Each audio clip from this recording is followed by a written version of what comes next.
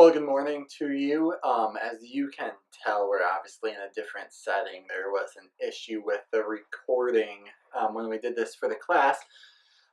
So for this session, I'm going to go over safety and security policies, which are starting on page 10. This is probably the newest section of all the material that we are covering in this video.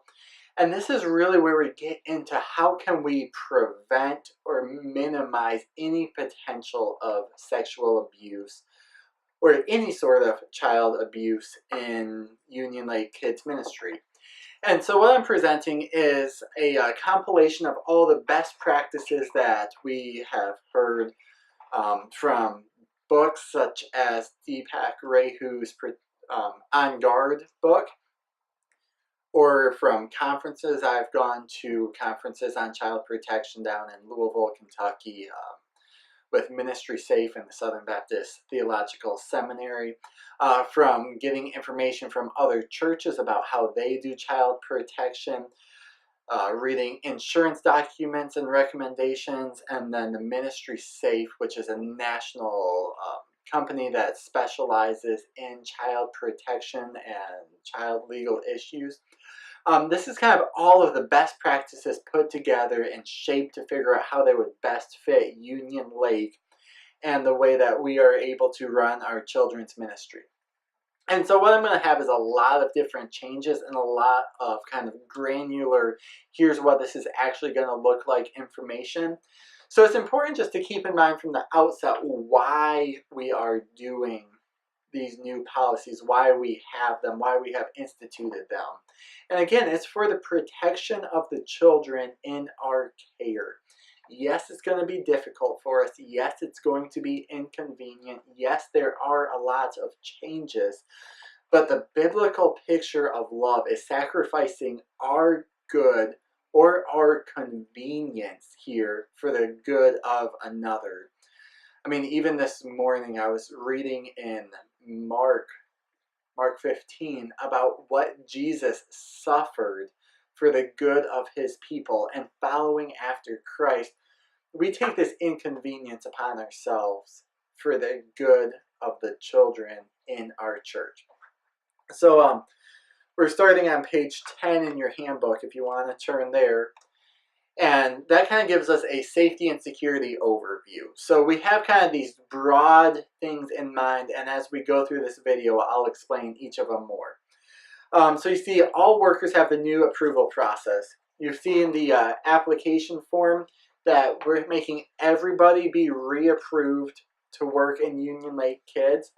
And there's this new application process. Nobody is grandfathered in on that. We're always requiring at least 2 adults, or an adult and a teen helper, to be present in the classroom. And because of the statistics about the sexual abuse rates of men, 1 adult must always be a woman. So you can have 2 adult women, 1 adult woman, and 1 teen woman or man, or 1 adult woman and 1 adult man in the classroom at all times.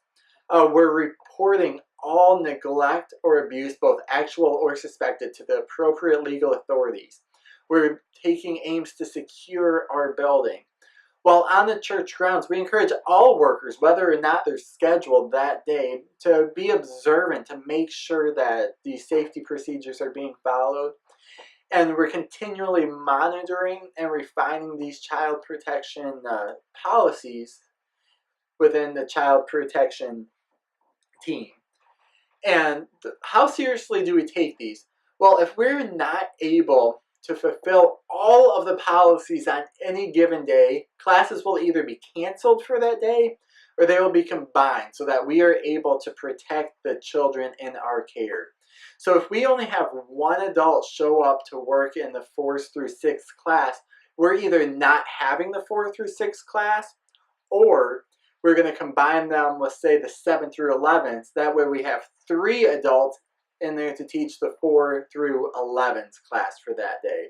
But it is essential that we follow these policies because they will help prevent any sort of security or safety issues for the children.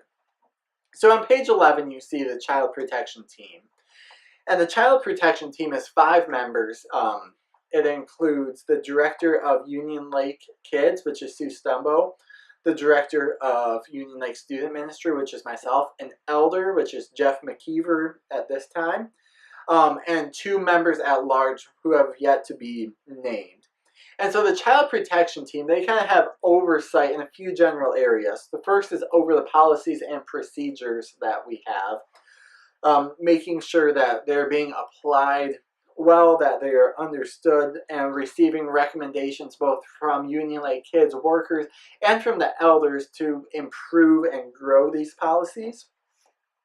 We're overseeing personnel, so we will be doing the application process of screening, running background checks, checking references, doing interviews if necessary, providing ongoing training and the renewal process. And then we're also going to respond when needed. So Lord willing, we will never have a case of abuse that we have to respond to. But if there is, the child protection team will be the people who respond and help with the reporting and then providing ongoing counseling to the family and the child, and any sort of response that's needed. Excuse me. And so if you flip the page over to page 12, we have the check-in and check-out policies. Now the policy and how that actually is going to work has already been explained. And we'll also hit it a little bit in the next section as Sue talks about the worker and classroom policies. But in addition, just on the safety and security aspect, in addition to the new process, all workers must wear a name tag whenever they are working. That way, parents, when they drop off their kids, can see who is working. And also, pictures will be posted on the classroom door of each worker that day. So they can see a picture of who's supposed to be working. Here's Karen's picture, and then they can look at you and see Karen and know that the right people are in the right places. Also, a church directory with the pictures, and it will be kept in each classroom. And we will regularly be updating each of those pictures so that they're current. And we have that as an extra form of security, both so parents can see us and so that we can see who the parents of a particular child are during check-in and check-out. And one of the things we need to do is make sure that we have our pictures updated recently. I know when Christy and I first came here, I would often go in the sanctuary and study the picture board to try and learn names and faces of families. And some of the people that I had in the youth group, I'd look at their picture and be like, you know what, that's 5 years old. They don't look anything like that anymore. So we need to make sure that the pictures are up to date so that we can have this strong check-in and check-out policy. Now, all of this being said, if we only had a strong check-in and check-out policy, we're maybe presenting that 4% of potential abuse that happens through abduction. If you remember back to the statistics that Jeff presented, 4% is abduction, but 90+% of abuse is a preferential offender who's not going to abduct a child from our ministry, but they're going to try and get involved into it so that they can abuse there. So we want to have a strong check-in and check-out policy, and we want to have this protection for our kids, but it's not, everything that we have to do. One other aspect of this check-in and check-out policy is we need to have a clear delineation of when the church is responsible for children and when the parents are responsible for children. Therefore, once a child is signed in, they cannot leave their classroom because the church, the teacher, is responsible for them. So this is going to be a major change for Sunday school because all the classrooms are lined up right in the gym. And the first thing that kids are used to doing is going and playing in the gym. So we'll need to keep them in the classroom and occupied before class starts. If you flip over to page 15, you see adult to child ratios. So we have these ratios for a couple reasons. Just on a very practical aspect, A smaller ratio means we're able to give more help to each individual student. So we can help them find Bible passages or help them with their crafts or answer questions or whatever we need. But it also serves as a security measure because one person or two people, actually always a minimum of two people, can't necessarily be observant and know what's going on in an entire large class. So those ratios for newborn to 4-year-olds, it's going to be one adult for every 4 children, which means if you have 4 children, we actually need 2 people in the classroom. And if you have 9, then we'll have 3 workers in the classroom, so on and so forth. For 4 through 6-year-olds, that next class is 1 adult for every 5 children. So 10 or less, we have 2 people in the room. 11 to 15, we have 3. 16 to 20, we have 4. And then for 7 through 11's class, it's 1 adult for every 6 children. So again, 2 workers can have up to 12, and then 13 on up to 18, I believe, would have 3 workers there. And remember, we always must have 2 workers present, and one of them must be a woman, regardless of the number of children in each classroom. If you have 1 kid show up, you're going to need to have 2 workers present, one of them being an adult woman. On the next page, then, we have these kind of the code of conduct of what does appropriate interactions with a child look like. I know I'm the kind of person who I like things to be clear and delineated and say, all right, I know that we have to act appropriately towards children, but I want to know, what does that actually look like? I know some people that will be watching this are just the opposite. They say, why would you have so many rules? Just let us use our common sense. But we decided to have it all listed out. That way you know clearly with it if you're in the bounds of what's acceptable and appropriate for Union Lake kids, or if you're doing something that's not appropriate. So if you start on page 16, we have these appropriate actions for touch. So these are in 3 categories. There's touch, there's talk, and there's territory. So we'll look at touch first. Things that are appropriate. Handshakes, fist bumps, high fives. We're all about those things. Short, congratulatory greeting hugs. You can have your arm around the shoulder of a child or give them a side hug. If you're walking in a line, the kids and you can definitely hold hands. That's a great way to keep everybody in line and keep people from running off. Lap sitting for children 3 and under. Young kids love sitting on people's laps. And girls holding hands in class, we love those. Those are great interactions for children or children and adults to have. However, in the not appropriate side of things, we have things like kissing, which we would say, of course. But this includes kissing owies, right? You know, when kids get hurt, a lot of times a simple kissing of the boo-boo will make everything better. And so we're tempted to say, yeah, of course, we'll just kiss it and everything will be fine. But any sort of kissing is not an appropriate way to interact with a child. Frequent or prolonged hugs. So we said short, congratulatory greeting hugs are okay, but frequent ones or prolonged ones are not. And we all know there's a different way that you hug, you know, a child in your class versus your spouse. Those short hugs are fine, but the romantic kind of hugs are not appropriate. Back rubs, arm tickles, massages, wrestling, tickling. Also, lap sitting for children older than 3. And I know back when we were in Louisville, we worked with either the 4s through 6s or the 7 through 9 class in our children's ministry. And in those classes, when we watched videos, kids wanted to sit on my lap. But that's not appropriate for older kids. So it'd be a constant, hey, you can sit right next to me and let's watch this movie side by side, but you can't sit on my lap right now. That's something that we're going to have to tell the kids and tell them they're not able to do it. Not appropriate. Touching in anger, disgust, or frustration. And then obviously touching private parts is never appropriate.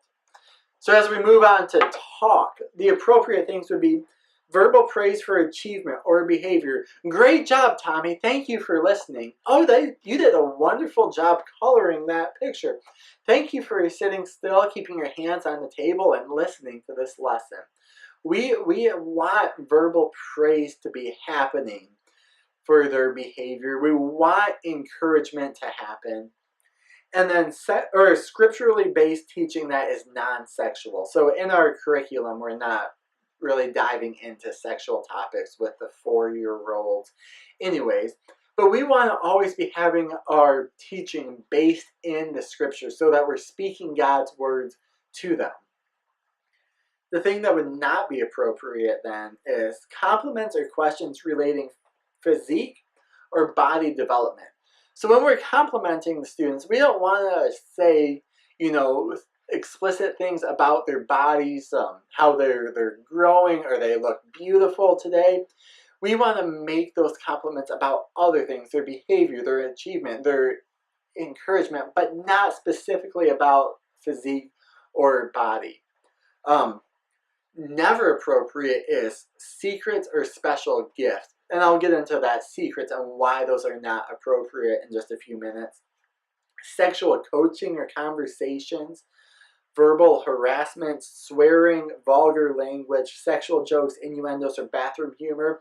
That's probably pretty obvious that it is not appropriate for kids ministry.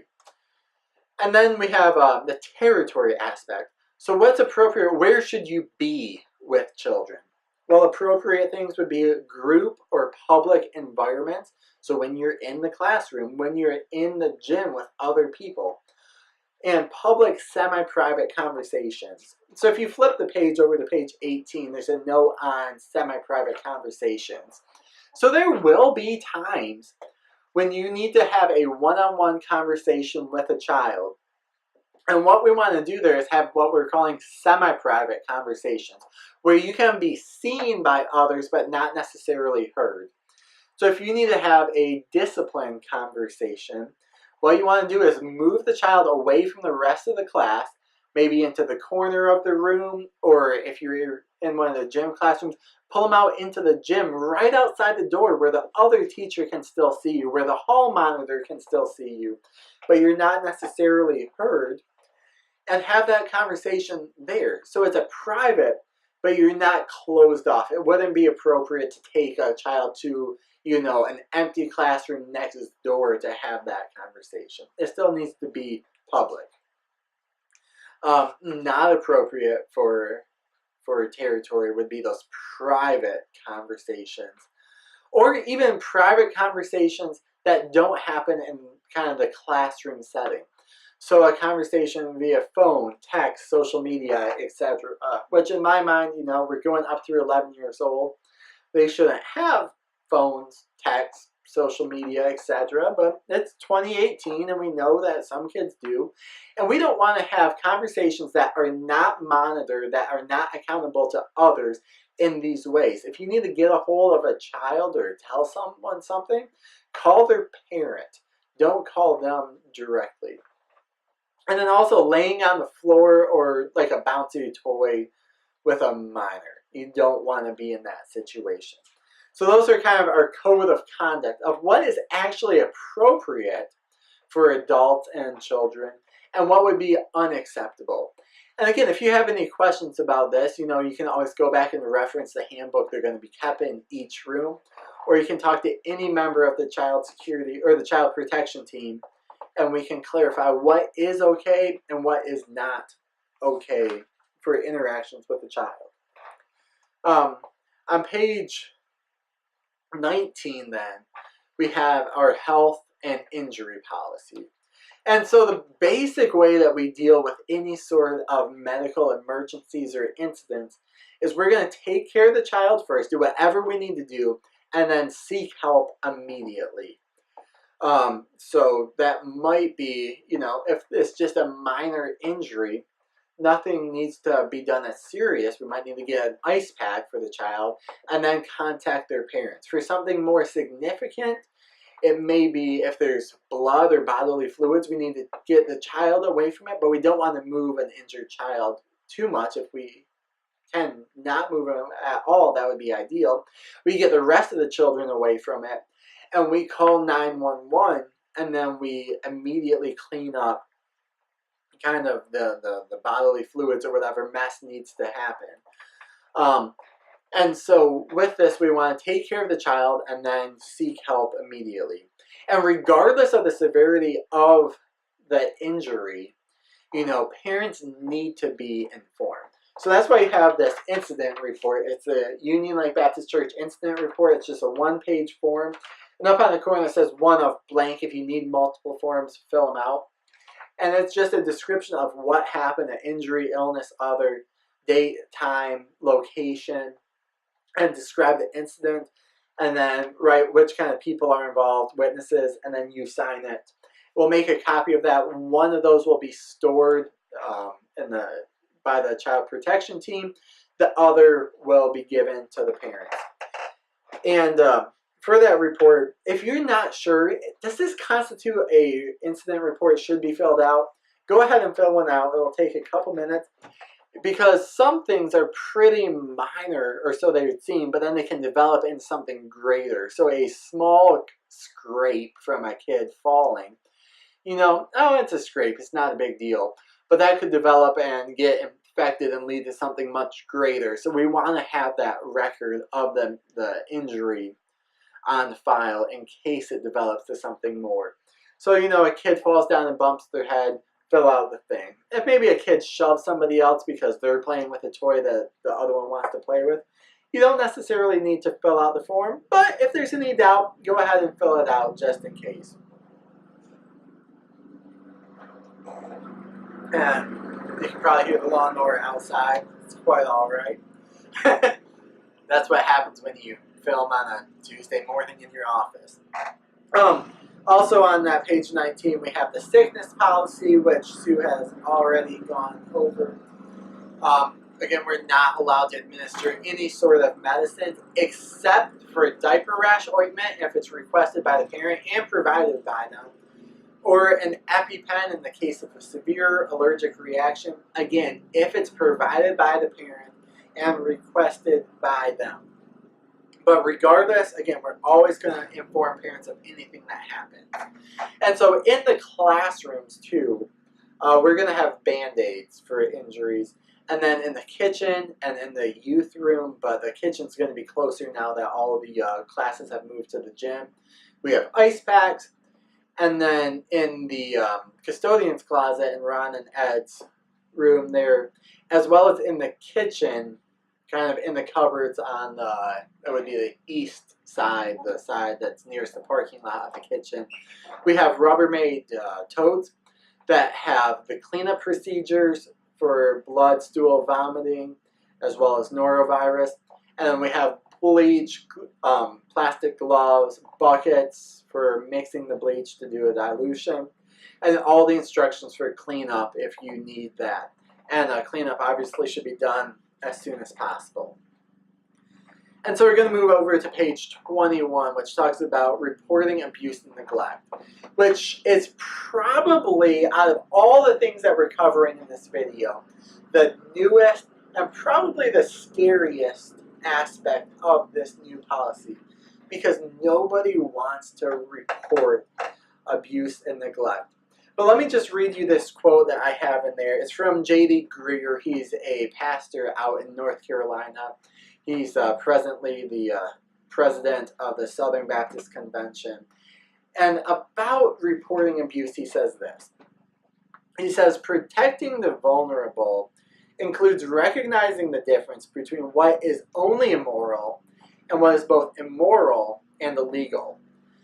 Jesus forgives both, but God gives primary jurisdiction over what is immoral to the church, we see that in Matthew 18, and jurisdiction over what is illegal to the state, that's Romans 13. We honor God and His Word when we recognize this and bring the appropriate authorities in without apology and without delay. Physical or sexual abuse can never be tolerated, minimized, hidden, or handled internally. those in leadership who turn a blind eye toward abuse are complicit with it and must be held accountable. So why do we report abuse? There's kind of 5 big reasons. First, it brings about justice for the perpetrator. When someone criminalizes and abuses a child, we want justice to happen. They have grievously sinned against God, against the church, against the child's family, and against the law, and we want justice to be brought about.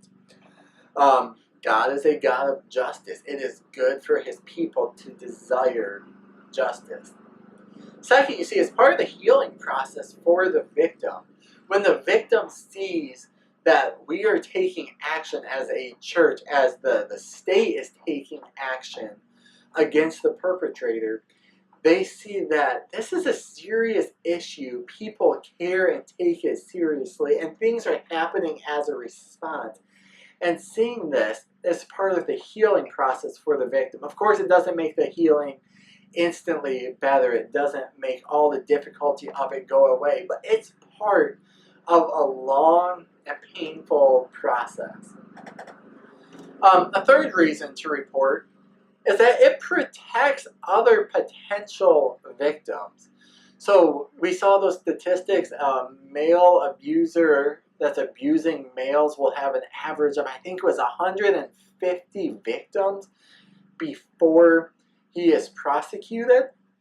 If he's reported after that first child, then we are maybe protecting those other 149 children from ever having to go through that tragedy of being abused. So we report to protect potential victims. And now, even if the statute of limitations is expired, we still want to report. So the statute of limitations is when somebody can be prosecuted after the abuse happened. So in Michigan currently, it's either 10 years or by the child's 21st birthday, whichever comes later. So if a child is abused at age 3, then the abuser can be prosecuted up until the child turns 21. If they're abused at age 17, then that abuser can be prosecuted up until the child turns 20, or adult by then turns 27. So even if it's after that, even if it's 20 years down the road and they can no longer be prosecuted, we still want to report abuse to protect other potential victims, because that way it's in the system. When you run a background check on them, it's saying they weren't convicted for this, but there's at least that red flag on their records, so that when we do renewals or when they apply to work with children at a different church, it's known that they have committed child abuse. Number 4, we want to be obedient to God and the authority that he has put in place.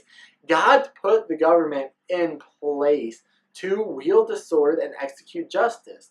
So by reporting and being obedient to that law, we honor God and the authority that in his sovereignty he has put into place. And finally, on a personal note, if we don't report, it's a misdemeanor punishable with up to 93 days in prison and a $500 fine, as well as any sort of civil penalties that can be put against you, like a lawsuit type thing.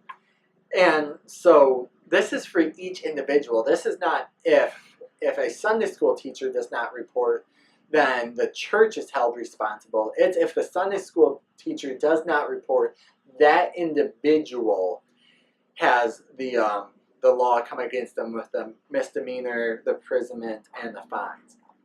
So who must report then?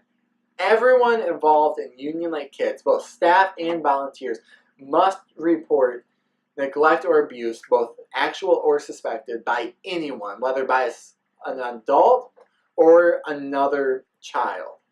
And so we're using this phrase, any neglect or abuse, both actual or suspected, because what needs to be reported is reasonable suspicion. There's another quote there on page 22 from Beth Swagman. She writes, reasonable suspicion does not imply actual knowledge or certainty, as in, I know what happened. Instead, reasonable suspicion suggests that reasonable people have sufficient general knowledge of appropriate and inappropriate interactions to be suspicious about a particular incident. So we only need to say, yeah, hey Johnny, how did you get that bruise? I fell off the swing set. And we said, that doesn't look like the kind of bruise that would come from falling on the playground. That looks like it might be abuse. We need to have reasonable suspicion, and that must be reported. And so the two ways that you might have this reasonable suspicion of abuse or neglect is through disclosure or discovery. So disclosure is when a child expresses the fact that they have been abused or the fear of abuse or neglect. And when this happens, we need to take that disclosure at face value, and we need to document the conversation and report it immediately. So the number one reason why children do not report abuse to an adult, somebody they trust, is they don't think that they will be believed, which is tragic. Other studies have shown that it's less than 10% of child admitted abuse has been taken back by the child. And then even then, most of the times that the child recants, it's not actually true. They actually were abused. So we need to take it at face value, trust the child in what they are telling us, and believe them when they disclose abuse. And now on this, we need to make sure that we do not tell children that they can tell us a secret and that we will keep it. So I mentioned that before in kind of the talk category of what's appropriate. But a lot of times, if a child's admitting something so significant as abuse, they might start with, Mr. Dan, can I tell you a secret? Because it's not something that they want everyone to know. It's a difficult conversation for the child. And we need to respond with something like this. You can tell me whatever you want, but there's some things that I cannot keep secret. We can't tell the child, yeah, of course I'll keep a secret. What is it, Johnny? We need to say, there's some things that I can't keep secret. Because if we say, of course I'll keep your secret, then we run into two issues. If Johnny then discloses abuse to me, I have the option of either not reporting it, not being obedient to God, having those civil penalties on me, and letting that perpetrator go free to potentially abuse other children, and break Johnny's trust again and report it. Which obviously I'm gonna report it, but here's what that's doing to Johnny. His trust of adults has already been broken by the abuse. Somebody who probably he thought loved him and cared for him and he could trust has abused him. And now the one person that he trusts enough to tell is me. And I say, oh, of course, I'll keep your secret. And then I go and tell. So that's breaking Johnny's trust again and making it even more difficult for him. So we never say, yes, I can keep a secret. And if a child discloses, we're going to want to have one of those semi-private conversations with them where we take them away from the rest of the group. And we're not trying to push them and get information. We're not trying to force information out of them. But we're trying to find kind of the following information. The child's name, their address, their age, their parents' names and address, the nature of the abuse and the person who abused them. But again, we're not probing for details. We're not investigating. We're just getting the information and taking it at face value. And then the second aspect to watch for is discovery, where there's general signs and symptoms of sexual abuse that most victims experience and they display. And those are all going to be in that sexual abuse awareness training from Ministry Safe that we will all go through. And in that training, it's about an hour long, and what it does is it just goes through kind of the common misconceptions about child abuse, the characteristics of an abuser, the grooming behaviors, that's how they win the affections and the trust of a child. There's a section on peer-to-peer abuse and the significance of that, how we can report and reduce risks, and then it ends with kind of the impact on children, both short-term and long-term. It tells us what to do if a child reports abuse. We listen and respond calmly. We're sensitive to partial disclosures. And, you know, a child might start and test the water with just a little bit of information and see how you react. Excuse me. If it's in a scary way, they're maybe going to take it back and say, oh, I was just making that up. Or if you respond in a way that's compassionate and loving, they're going to give more information. We don't ask questions that would shame the child. You know, why were you there in the first place? What were you wearing that made this person do that? What were you out after curfew? We don't want to make the child feel responsible in any way for this abuse. And then it talks about the responsibility to report. So once you fill out your application, we're going to take the information off there. We'll sign you up to watch these videos. It'll be a direct link from Ministry Safe. And it's about an hour long. I think there's 9, maybe 7 or 8 minute videos. It was an hour-long video, they said, but because of millennials my age, we don't have an attention span to watch an hour video. But we'll absolutely watch 9 8-minute videos in a row. So thanks to millennials like me, it's a bunch of videos to watch. And so we must report reasonable suspicion of abuse or neglect given to us through disclosure or discovery. So if you look kind of at the middle of page 23 then, we have the reporting procedure. So the important thing is you must personally and immediately report to the Michigan Department of Health and Human Services and then to the Child Protection Team. And know this, Michigan Department of Health and Human Services, they're not an emergency response team.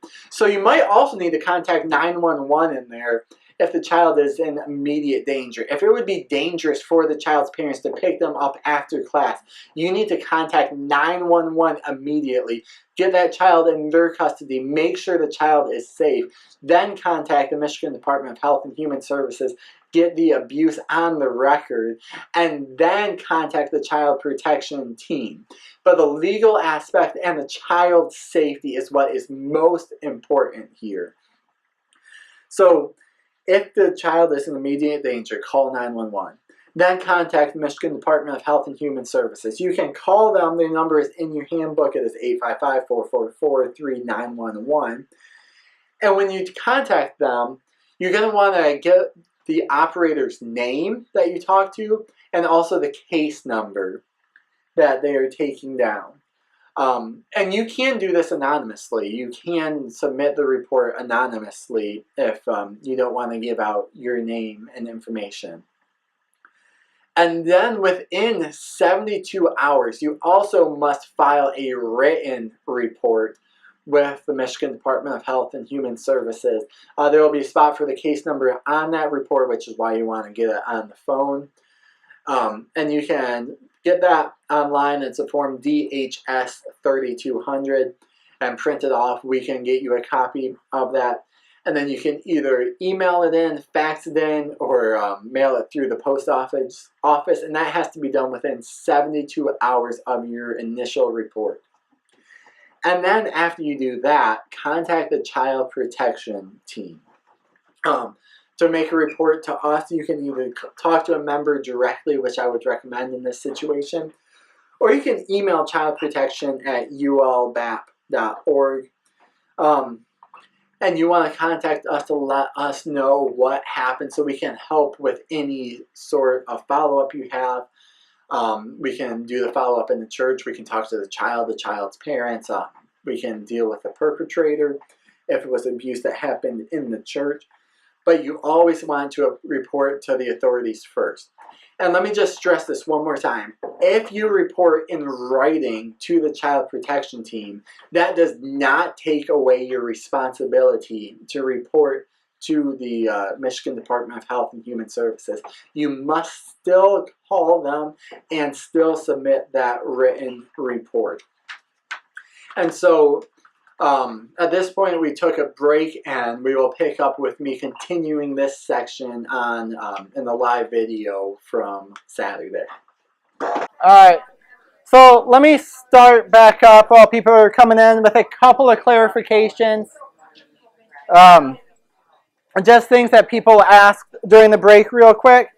The first thing is, when you call MDHHS, you can do that anonymously. So they're not going to ask for your contact information, personal identifiable information. And if they do, you can request to report anonymously, and that still fulfills your legal requirements. The Michigan Department of Health and Human Services. But even if you do that, you will still need to submit that, what is it, the DHS 3200 form to them. And it's right. The signatures on that is usually, I think it's just from a physician who has checked out the child after they've been examined by a doctor. Also, with the disclosure, I didn't mention this because it's in that online training that we're all going to be doing. I did it like 3 months ago, and I'm going to do it again because I did not do it under Union Lake. So my file is saying, big red flag on it, that I need to do it again. But when a child discloses abuse to you, we don't investigate. The phrase I used was a minimal fact interview. We just want to get the basic information, but we're not investigating to see if they're actually telling the truth. I don't remember the exact statistics. It might be in those videos. But it's in the 90% that when a child discloses abuse, they're not doing it for attention, that it's actually legitimate disclosure. So we don't investigate it. We take them at their word. We say something this significant a child wouldn't lie about for attention or for whatever reason. And we take it at face value, what they're saying. And know that when a child does this, they're probably not going to say, here's all the information I have about this. It's going to be, I'm terrified, but I know something's wrong and I trust this person. So I'm going to kind of test the waters with a little bit of information. And if they freak out in reaction, why would you do this? Why would you put yourself in this situation to get abused? And we make it sound like it's their fault. They're going to retract that testimony and say, I just made that up, and not want to continue into getting help, getting justice, things of that nature. So we always want to trust the child and make them know this was not their fault. The third thing on this incident report for injuries and illness and others, whatever other might be, there's a question on the severity of what needs to be reported.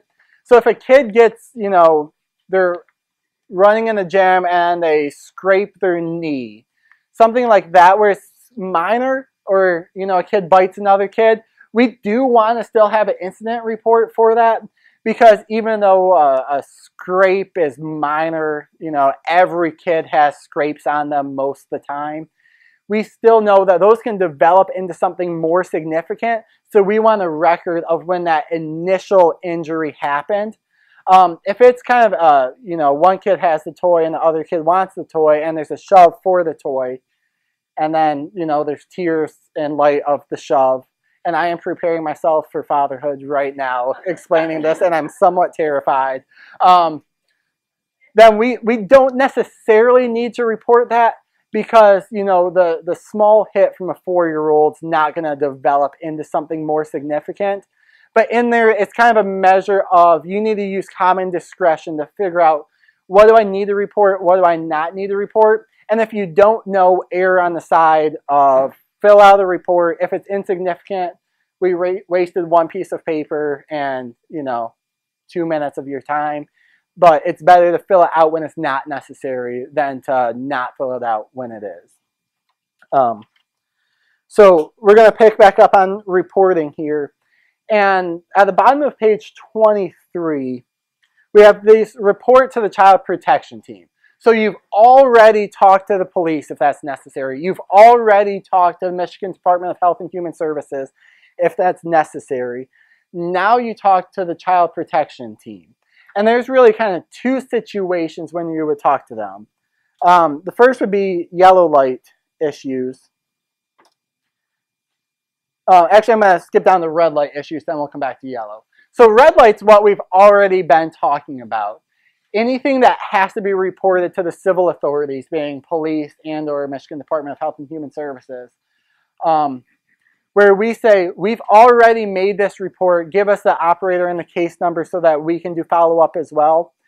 And then, like I said, the child protection team will do anything necessary within the church, talking to families, workers, providing counseling, speaking with media, etc. on that. And just with a media note, if somebody comes in, all of this is, here's information, Lord willing, we will never have to use it. But in the case that media comes in to speak in a follow-up situation, your beautiful answer every time is, the person best suited to answer this would be our senior pastor, Jeff McKeever. We don't want to be doing the media interviews. Probably nobody wants to originally, just like, I don't want to be on TV talking about this. But as a church, we're going to funnel all of that to Jeff. And then if Jeff wants to bring more people into that, he can. But there's no reason, even to say a no comment, just say, talk to Jeff. I'm not the person you want to talk to here.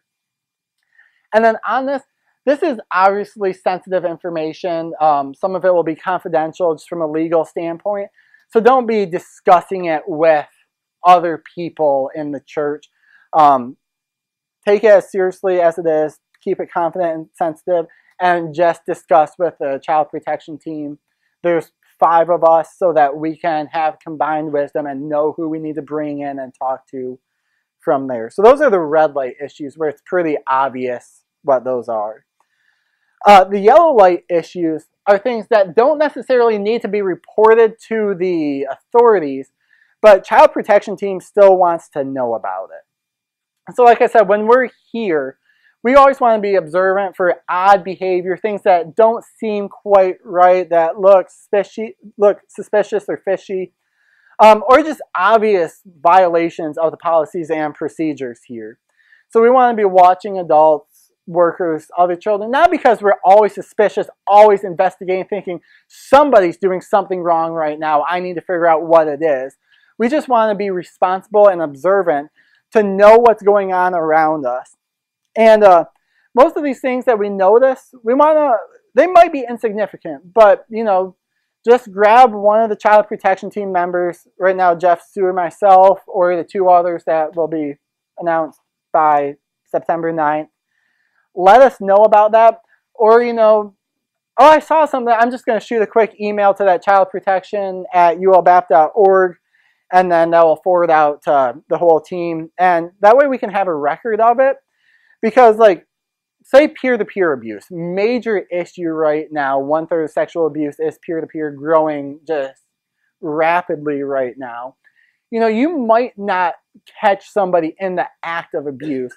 And the difficulty is Sunday school and junior church have 2 different teachers, right? So Sunday school teacher notices there's been a little bit of a hostility between these 2 kids. He's always trying to be up in her business and bugging her, provoking her. And she won't, she can't get him to stop. I've tried disciplining him. He won't stop. And maybe they're 7, so that's normal. Or maybe it's something else. And so they just go on their way and they think, well, who knows? They're kids. Junior church comes in, same class again, different teacher, different person who's watching these things. The same kid is even being more aggressive towards her. And thinking, I don't know, it doesn't seem super significant right now. Nothing aggressive, nothing sexual is happening. So it's probably not significant. But they don't know that there's been an hour before that of this happening, and now it's ramping up in intensity. where it may then lead to more bullying, it may lead to abuse, it may lead to anything from there. So we just need a place for all this kind of centralized information so that somebody in the church knows, here's some themes that we've been seeing, here's some people that were, maybe pay special attention to the relationship between like Bobby and Judy over here and the 7 through 11 class or whatever. We want to be able to make these connections because like child protection, we don't want to be like, we're the people that respond to stuff. We want to make sure we're preventing things. So if that means we need to separate students in the class and say, all right, 7 through 11 teachers, this means that for this class, maybe just for this year, these two can't sit next to each other because there's been this kind of, not necessarily bullying yet, but kind of initial signs of it. We just want to nip that in the bud and stop it right out. So things like that, those don't need to be reported to the authorities. But you would want to report that to the child protection team so that somebody at least is aware and we don't have a bunch of little pieces of information that add up to something big, but they're scattered between 30 different teachers. And then the last thing I'll say about this is with peer-to-peer abuse, right? That's kind of the big, that would be my biggest concern right now in doing this. Abduction, we have our check-in, check-out policies for that. That, depending on whose statistic you do, that will prevent 4 to 10% of issues. The preferential offenders, that would be then, I think, about 54% of the issues. And peer-to-peer would be about 33%. And the peer-to-peer is just something that we don't think about. That's something I had no idea was such an issue before I went through all the training and read all the books here. And that's something that the government doesn't really understand yet either. Where it's like, all right, so what's the difference between an 11-year-old who's curious and an 11-year-old who's abusing? Child Protection Services doesn't have an answer for that question. The general wisdom is, if you're in doubt, report it. If you and your helper see something and, Sue and I are teaching and Sue's like, I don't think this is a big deal, and I think this is probably a big deal. If one of the two thinks it's a big deal, report it. When in doubt, report it. And the people on the other line, if it's an adult abusing, then they're going to be all over it. If it's a child abusing another child, they're not going to be incredibly sure what their response should be in that situation. So just be prepared for ambiguity when reporting peer-to-peer abuse. But again, it's something that we do need to report. And so and just that one reminder, reporting reasonable suspicion to the child protection team does not fulfill the worker's legal or moral obligation to report to external authorities. So kind of the two big takeaways from this meeting so far. 2 adults are always with kids, and if there's abuse, you have to report externally. And the last thing here is the building policies. So pretty short page there, thankfully, because we're running up on our time. Hopefully we'll get you out of here by 11:30. All classrooms must have windows. You don't really do much as a teacher to affect that, but they have to remain uncovered. So don't put up your posters or your scripture or anything over the windows and the door. Keep them uncovered. Exterior doors are going to be locked. They already are. The only ones that are unlocked during the service are the ones right in there. I know because I'm ADD and I watch people try and get in these doors all the time instead of paying attention to the sermon, but that's my own problem, not yours. And a hall monitor will be on duty. Like Jeff said, we're having meetings this week to get that happening. So they'll be wandering around the building, checking in with the classroom, seeing if anybody needs help there, or if you have bathroom runs, which Sue will talk about in just a minute, and need help. Hall monitors there, they're watching the parking lot, they're checking doors, all of that. So we have security in the building. Do we have any questions on kind of the safety and security section? We will talk about that.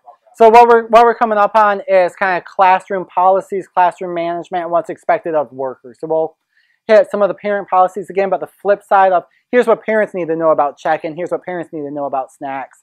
The book's laid out where if we give this to a parent, they might get to page 9, flipping through before the service, avoiding talking to new people. So we want them to see that up front. And then the worker policies, because we're making you sign that you read the whole thing, we put those towards the back. So we'll get to that in just a second. Anything else? All right.